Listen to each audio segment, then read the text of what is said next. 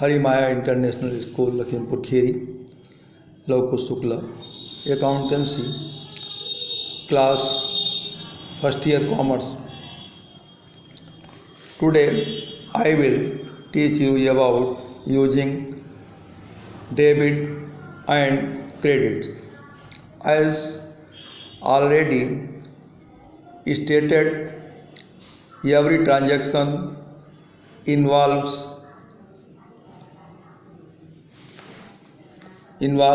give and take aspect. जैसा आपको पहले बताया जा चुका है कि प्रत्येक ट्रांजैक्शंस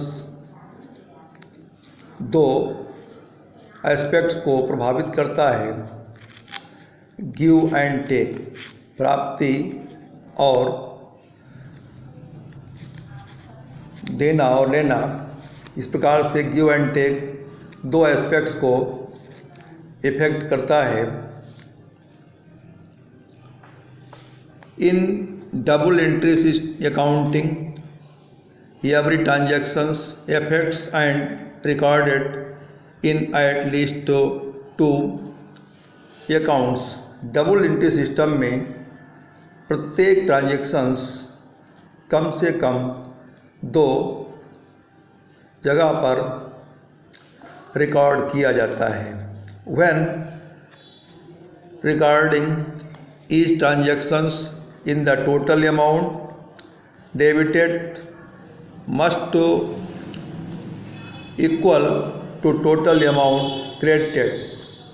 जो अमाउंट डेबिट में कॉलम में लिखा गया है वही उतना ही अमाउंट क्रेडिट कॉलम में भी लिखा जाएगा. After this you should know about rules of debit and credit. Debit और क्रेडिट के नियम भी जानना आवश्यक है. All accounts are divided into 5 categories for the purpose of recording in the transactions. सभी प्रकार के लेन देनों को 5 कैटेगरीज में बांटा जाता है ताकि इनका सही ढंग से रिकॉर्ड किया जा सकता है. First of all assets, second liability, third capital, fourth expenses और लॉसेस, फिफ्थ रेवेन्यूज और गेंस. 5 प्रकार की कैटेगरीज में विभाजित किया गया है ट्रांजैक्शंस को. First of all you should know assets. If assets increases the assets will be debited. If assets decreases assets will be credited.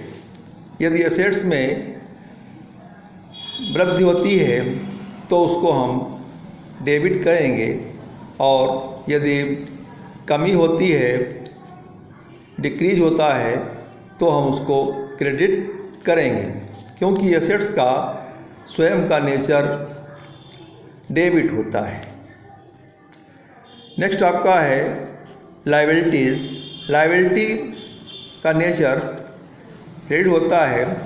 If liabilities decreases we will debit it, and if liability increases then we will credit it. यदि liability में कमी होती है तो हम liability को debit करेंगे.